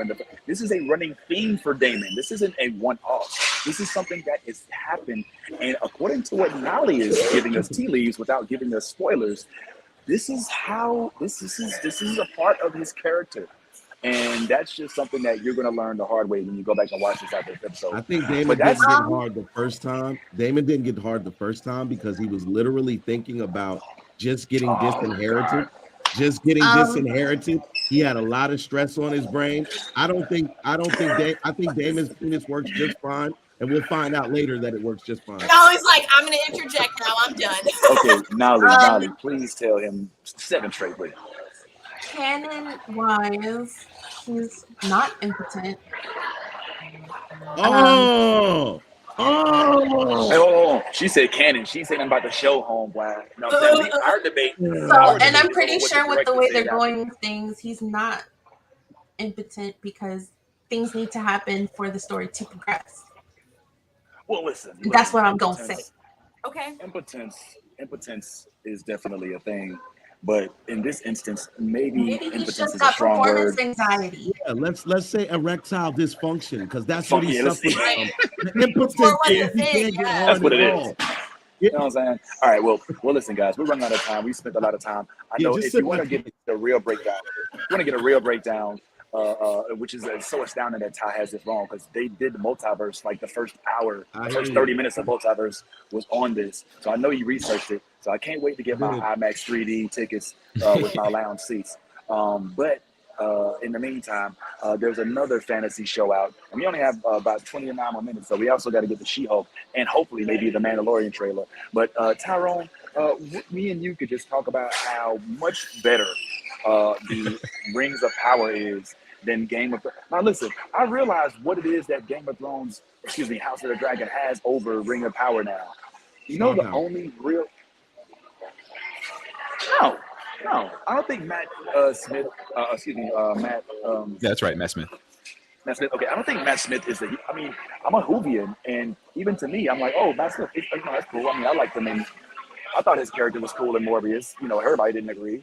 But I didn't. I like Matt Smith as Doctor Who, but I think he's the only one carrying like. I mean, I know the King has kind of got a little bit of a history, but in Rings of Power, bro, the real big difference, in addition to the lack of incest, is the fact that Rings of Power is TV-14, and House of the Dragon is mature audiences only.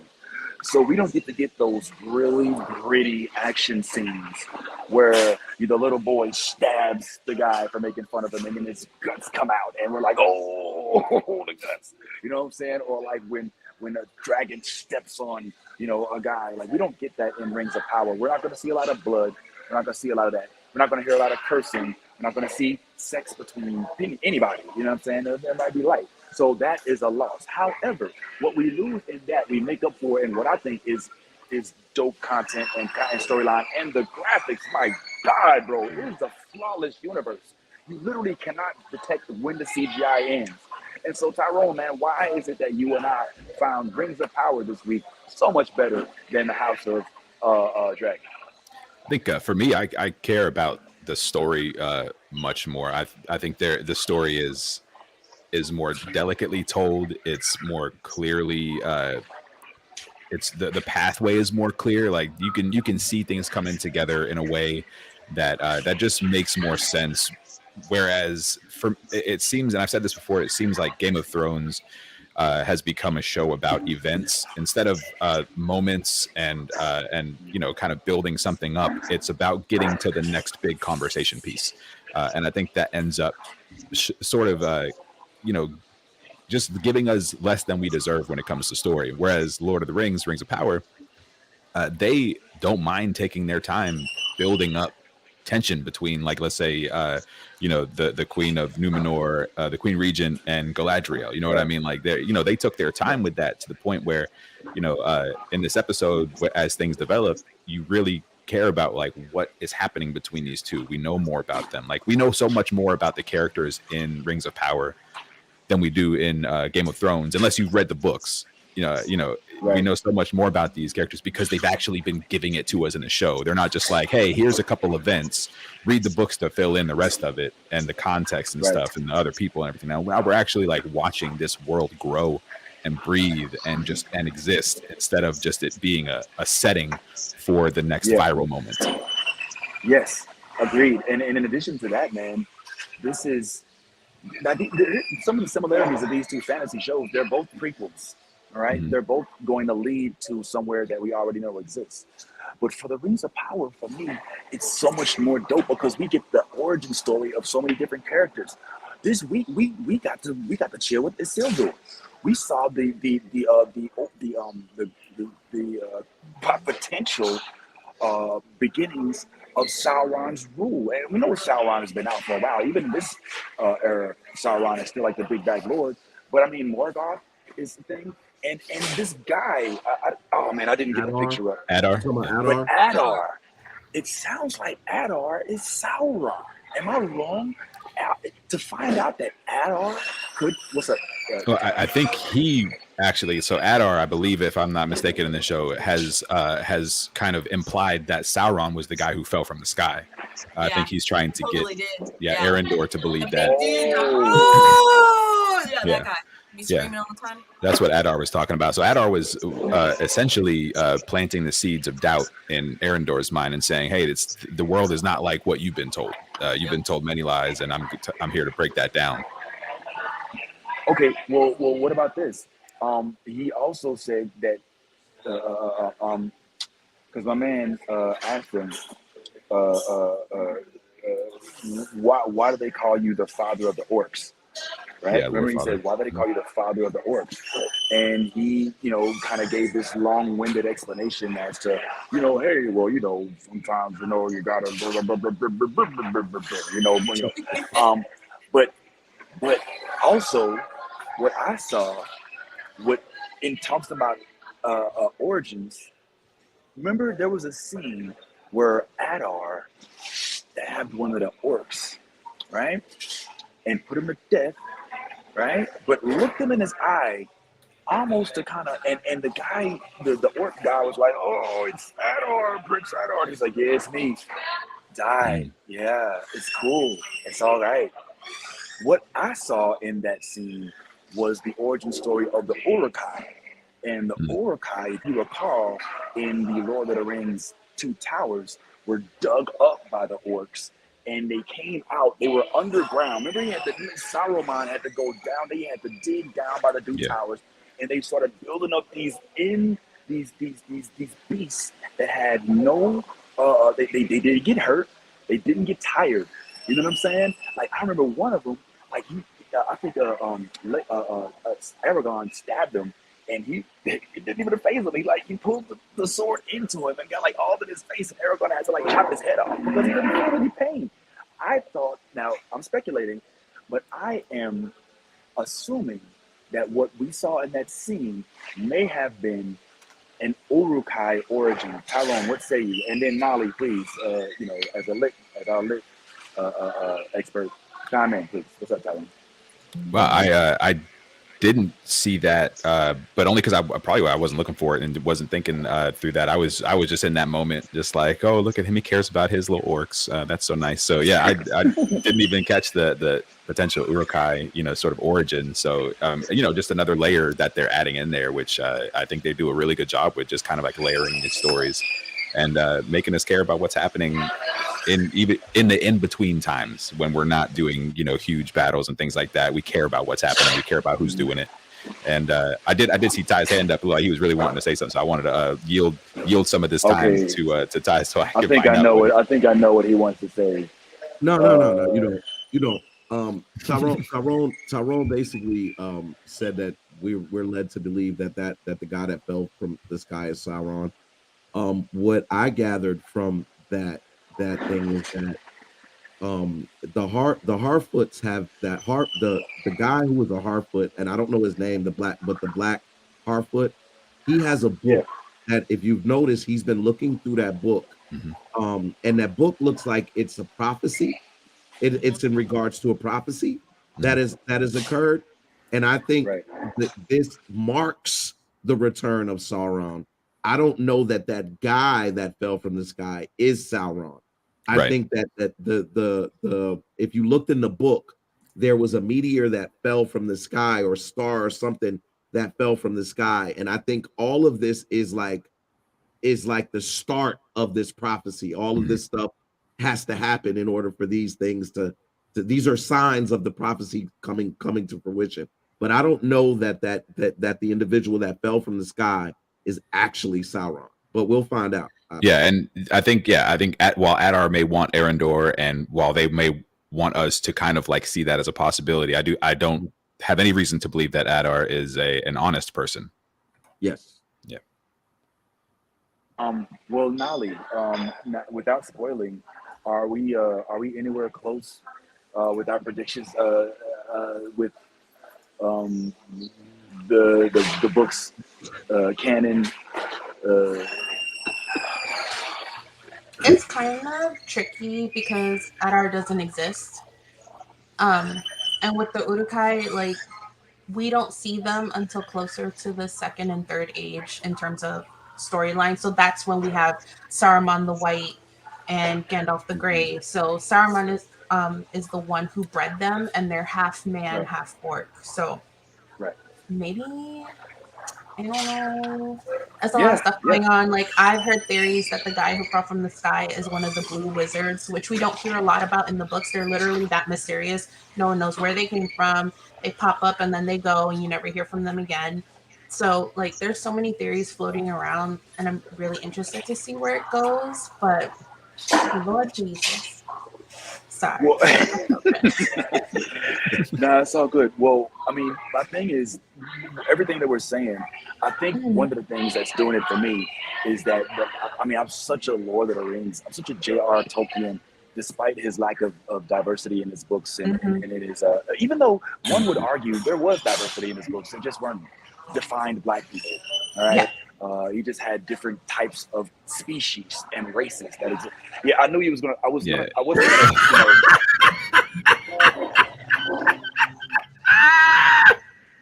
Yeah, I saw that. Yeah, I ain't gonna gloat.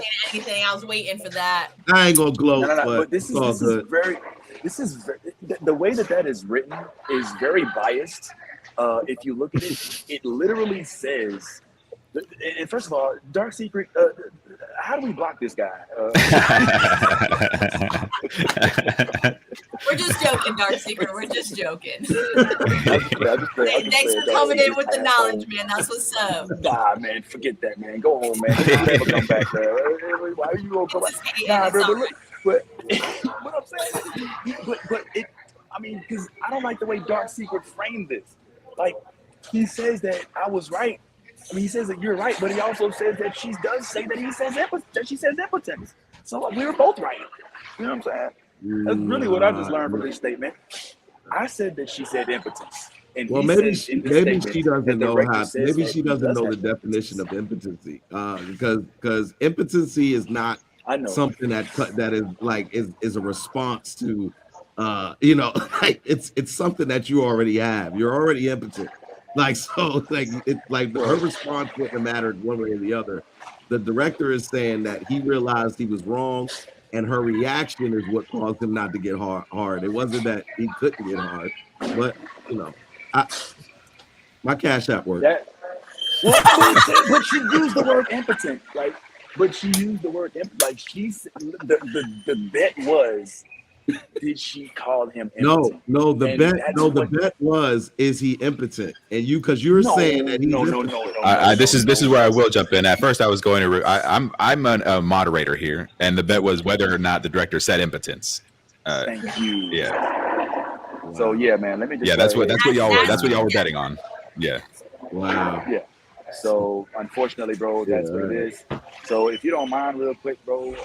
So all we gotta do is to make this right is just get you to go here to this app, and this is my Yeah, handle. listen, So listen, listen. uh, Tyrone could be the moderator all he wants. At the end of the day, the argument was whether or not he's impotent. You said he's impotent based on the first episode. He's impotent. I said he wasn't impotent, and I said that the reason he couldn't get hard was because of why the same reason that Dark Secret said. So if you want to justify, you don't got to send me nothing, but I ain't betting with your ass no more. This is it. But also the good news is this is recorded, so it's very easy to. It is. It is. We can do a Check the run back. Carfax. Yeah, we can definitely check the Carfax. all right. Well, you know, that's the whole thing, man. That's a vibe. But yeah, I just thought that the Rings of Power episode was so jam packed. Like the Game of Thrones, the most exciting thing is that he fired his hand. You know what I'm saying? I mean, don't get me wrong. I know he tried to fuck his niece, but that wasn't exciting. It was weird. You know what I'm saying? It was weird to watch. This episode of Rings of Power was so exciting, man. They used the sword. The sword came out. I think that the sword is kind of like they had the ball from Sauron's little what's the thing called? That wasn't that wasn't Sauron. It wasn't was weird. Sauron. It's one of many. There's supposed to be 7. They told us there was many of them. Yes, they were lost. That was the one of the ones that was not lost because it was given to them when the city of Numenor was founded, and it was given to that king, and he kept it safe so that way he could keep that city safe with that ball. Yeah, that ball was called the Palantir, I think, or Palantir or something like that. So remember Saruman had his up in the castle. He brought Gandalf the Grey up to it, and that's how they knew that Sauron. And that's when they revealed to him. That's when they had the wizard fight, which is the only wizard fight, one of the dopest wizard fights. He had Gandalf spinning on his ear. It was crazy, man. So like, I just got so much nostalgia from watching this episode. Not only that, our boy, what's his name again? Arendor. Arendor kicked ass in this episode. He brought his Legolas out. He caught one of the arrows right before it went in. Oh boy, like come on, right here. That shit was so underwhelming. My God, I jumped up. I was like, oh, he was like, really, Vinny, really. Yes, really. The tree started willowing. We learned that baby girl still got her dad around, and so she's not like all black. She's I guess she's a there's a dark skinned human woman out there somewhere who's not, I don't know, she probably died, I'm sure. But like there's something that went on. It was just so overwhelming, the stuff that went on. Galadriel and this dude Halbrand trying to be like, you got zero political, the herpes man that Ty calls him. She has zero zero diplomatic ability. She tries to put him on, and every time he tries to put her on, she's like, whatever, man. And finally, this episode, she's like, all right, the fear thing worked for her. And so she was able to single-handedly, at the beginning of this episode, they're playing up this racial element of these realms. I don't know if you remember, but in one of the last episodes, the very first episode, I remember this from the script because these things stand out. One of the dudes in the bar said to the elf, "What's wrong with you people?" Yeah. And I know the people that wrote that in the script knew what they was doing. They knew what they was virtue signaling. And in this episode, they were like, what do they say? Elf lover. Yeah. Elf lover. I'm like, what is, come on now. We read the tea leaves. We know what's going on. So like, I was like, what is going on? So for him to have They're this gonna moment take of all zen- our jobs. Yeah. They're gonna work we work. Kill the wall. By the way, They never tire. They don't die. Yes. By the way, this is how you do racism in fantasy. Like you create new racism, like make it new. Like there, and this goes back to the other Lord of the Rings movies. Remember how much Gimli and Legolas like couldn't stand each other because of who they were, and he was like, I never thought I'd be fighting side by side with an elf. He's like, well, how about a friend? And like that whole thing, like they came, so they definitely like have been doing this fantasy racism, which like cool, like that. But I love that. I love it because it's realistic, right? I mean, you would, in a world in which there's not, I mean, in the original Lord of the Rings, there wasn't a lot of, black, there wasn't a lot of hues, okay? But in a world where humans is a race, and then elves are a race, dwarves are a race, and each the Harfoots, each of the different types of hobbits, then yes, you can expect there to be some, some discord amongst these races, and for them to exploit that in this fantasy series is brilliant. I just think it's funny that they use United States terminology. Yep, talking about elf lover and stuff. Yep, yeah. Like the best way for you to interject racism is to look in a United States history book. There's no better way. So I thought that was a fascinating reveal. But yeah, I definitely did. But we lost this week, Tyrone. We were outnumbered. Nolly, Yaz, and Talene all prefer incestuous House of the Dragon to an actual development series that gives catching arrows and swords that come out of arms no kind of validation at all. Talene, what you say, homeboy? I was just gonna say, and this week it was confirmed. It does seem like it was confirmed that Hallbrand is a king. Like I said last week, they did allude to him having his own kingdom. So he does look like he is a king or of noble birth. So it'll be interesting to see where they go with that storyline. But I just wanted to say this, right? That whole Arendor fight, that action sequence, that was so underwhelming for this reason. Hold on, let me finish why. Legolas, when we saw Legolas for the first time in an action sequence, it was amazing. It was absolutely amazing. He shot arrows like they were like, like shit like that. What I saw was a very slowed down, like and I'm just gonna be honest. When you show me something like Legolas and I see something like that translate on screen, my expectations for this black elf was like, I was expecting this motherfucker to start being like Daredevil, jump flipping and shooting arrows. My God, just one scene. I'm just saying. He did grab an arrow out of the air and then shoot it. This is the first. Yes. I'm just saying. Literally, the arrow was coming. He said, grabbed it from the boy's face, and then turned it around and fucking killed the orc with that shit, bro. I'm gonna tell you where they messed up in that scene. Right? That scene would have been awesome had they allowed the arrow to come at its regular speed. But because the way that the CGI worked, it just looked If you watch that scene, the way the CGI looked, it looked like the arrow was just sitting there and he just reached over and grabbed it and put it in. That's exactly how it looked. Now, if that would have been coming at the speed it was shot at and he grabs it and shoots it real quick, I'm like, what? I'll give you that. I'll give you that. Maybe you're right, because I do vividly remember Legolas firing off arrows like exactly. You know what I'm saying? And going up the elephants and doing it slide down shit. Like Legolas was the reason why Lord of the Rings was really so good. I'm not gonna lie. Legolas's character in the first Lord of the Rings. Oh my God. Yeah, man. Come on, man.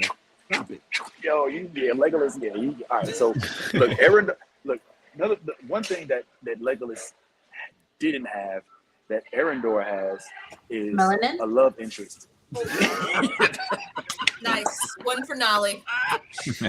Bad credit. That was great. Yelling it. That part. All right. You know what? And on that note, we're gonna leave it on that, man. But all right. So now, at some point in time, maybe next week, whenever we get a chance, I do want to go back and rate the first 3 episodes too, so we can get up to par. But for right now, Tyrone, it sounds like in the Battle of the Fantasy Worlds, we are already at 1-0 for the House of the Dragon over Rings of Power. Honestly, and that is so shocking given that this episode was so incestuous. But it is what it is. Let's go ahead and close this out because we only got about 5 more minutes. And I have to show this Mandalorian trailer. So I'm not even going to talk it up. Let's just go ahead and get it on the screen and let's watch this and just salivate over what it looks like we're expecting on Disney Plus coming soon. Let's go ahead and do it.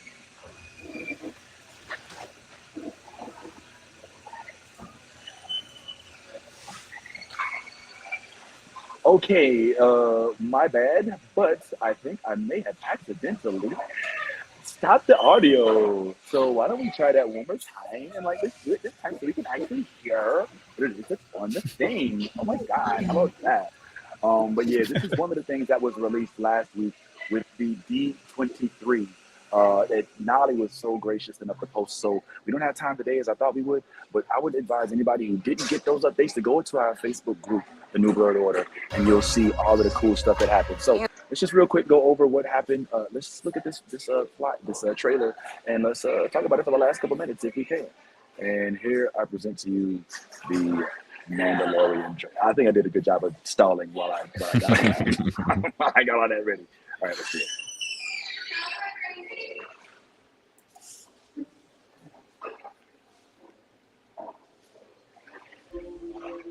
This is the one that you saved? You are as its father. A clan of 2.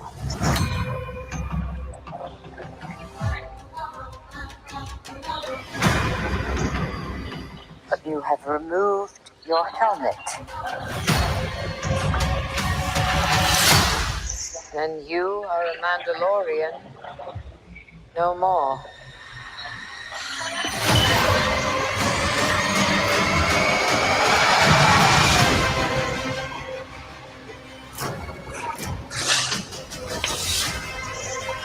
Your cult fractured our people. Where were you then?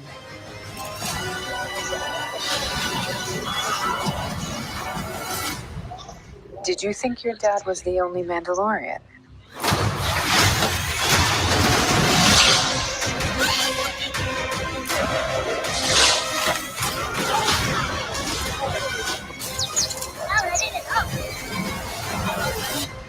All right, kid.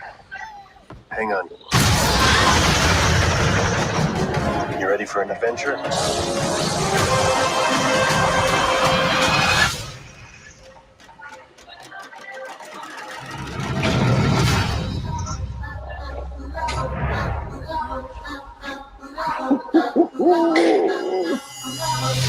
I didn't know that Babu Frick did the soundtrack too. Babu Freak, bro. I know, I saw it like Babu Freak. Hey. Now, unfortunately, we're down to like our last couple minutes, so we can't discuss this at length. I mean, maybe we can talk a little bit after this. I don't know, but I don't have time. I gotta go. I'm hold up here at Starbucks. But I think we can all agree that this gets us geeked up like heck for the Mandalorian season 3. Gives us something to look forward to 2023, and it also makes it so that if Andor isn't as great as we want it to be, hey, we got something to fall back on. Hallelujah. Hey, that's good. Well, unfortunately, we don't have too much time for back and forth banter. Make sure you guys, if you are watching us on anything other than the New Blerd Order pages, meaning the New Blerd Order Facebook page, preferably the New Blerd Order YouTube page, or the New Blerd Order Twitch, or the New Blerd Order now newly on Twitter as well, then I would hope that you would start watching us on those. If you're watching me on my page or Yaz's or any of our pages, then make that venture over to our Facebook or any of our other pages. But for right now, man, we just want to bid y'all adieu. Thank y'all so much for hanging out with us another week. We'll be right back next week, same back time, same back channel with more blurred stuff. And as we always say, be your authentic self. Because if you ain't being yourself, guess what? You being fake. And ain't nobody messing with you for that. All right? And by all means, if you truly find yourself a geek, then go ahead, let that geek flag fly. Thanks for hanging out with us, Steph. And holler back at us next week. See y'all. Fighter 2, I just really hate Zangief, only Ken and Ra. You, I find it hard to beat. Blanca, keep a wee ninja hanging and the uncle album banging. If you negative in energy, then stay out the vicinity.